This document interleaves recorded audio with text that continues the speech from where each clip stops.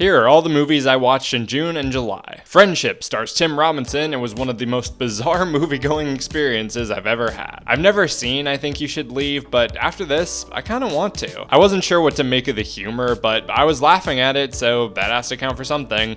Won't be for everyone, but I had a good time. Bring Her Back is the latest movie from Talk to Me directors the Philippou brothers, and it was fucking fantastic. I did a shorts review talking about it in more detail, so go check that out, but yeah, one of the best movies of the year so far. Karate Kid Legends is a solid Karate Kid remake with a shitty legacy sequel stapled to it. Parts where it's exploring the new characters and their struggles and relationships were actually kinda decent, and the acting was really solid, which makes the legacy stuff feel all the more tacked on and forced, and in some areas even disrespectful. The Phoenician Scheme is the newest Wes Anderson movie, and I liked it. It was a lot better than Asteroid City, but not as good as some of the other ones of his that I've seen. I thought the cast did really well, the production design was of course great. The story was kinda dense and a bit slow, but it made up for it with some solid awkward humor. Ballerina from the world of John Wick was a pretty fun movie. It does feel really intent on letting you know that it's in the John Wick universe, which is funny because those are kind of the weakest elements for me. But the action was fun, there are some neat set pieces, Ana de Armas is really good in it.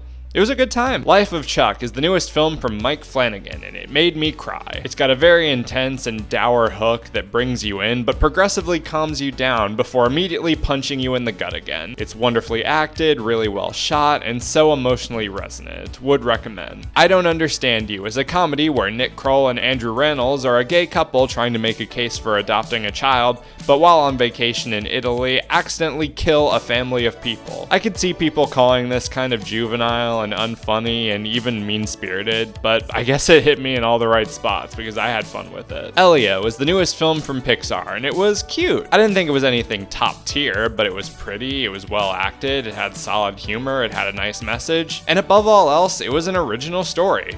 Which of course meant that no one saw it. F1 comes to us from the director of Top Gun Maverick, and it was a ton of fun. I don't know how F1 fans are reacting to it, but as a general movie, I thought it was beautifully shot, high octane, super intense. The story is pretty cliche and there are some very stupid moments, but it was a fun movie to watch and cheer on the main characters. Megan 2.0, or as I've been calling it, the quantification of Terminator 2. This movie managed to somehow be too stupid and not stupid enough. It seemed like it was stuck between wanting to play into the meme, but also wanting to be taken seriously, and it failed at both. It wasn't a horrendous watch, there were some parts that I laughed at, but it wasn't as dumb fun as I was expecting it to be. K-Pop Demon Hunters is the Netflix animated movie from Sony Animation that has taken the world by storm, and let me be the 1000th person to tell you, yep, it's pretty awesome. The songs are all certified bangers, the animation is spectacular, it's hilarious and over the top, but also lets dramatic moments be.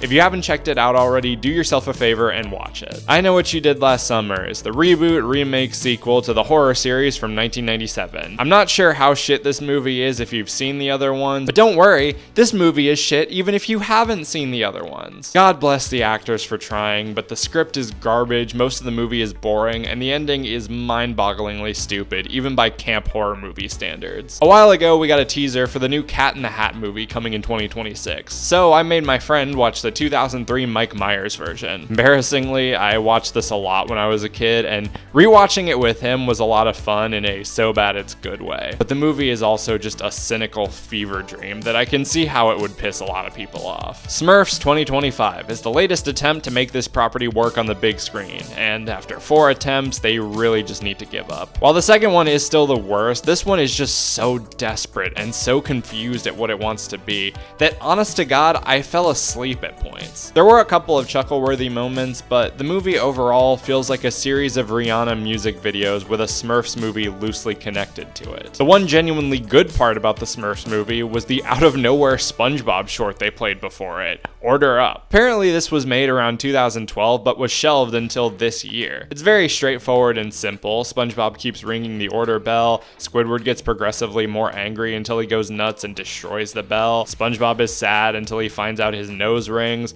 Squidward freaks out and runs away. It was cute, it was funny, it was nice to see this type of animation on the big screen, and it was a nice appetizer to make up for the shitty main course I was about to sit through. And finally, Box Trolls was released in 2014 and was, for a time, the only Leica movie I hadn't seen. I watched it on a car ride to Indiana, and it was cute, the animation was great, the ideas were kind of fun, but of all the Leica movies, this feels the most like a kid's movie, to a fault. From the very obvious message that needs to be spelled out, to the characters being stubborn and not listening to reason. I don't know, it just wasn't as good as the rest of their catalog. Click on the left to watch my video on all the Superman movies, and click on the right to watch my bucket list video on the Tim Story Fantastic Four films. And of course, comment below what you've been watching the past couple months.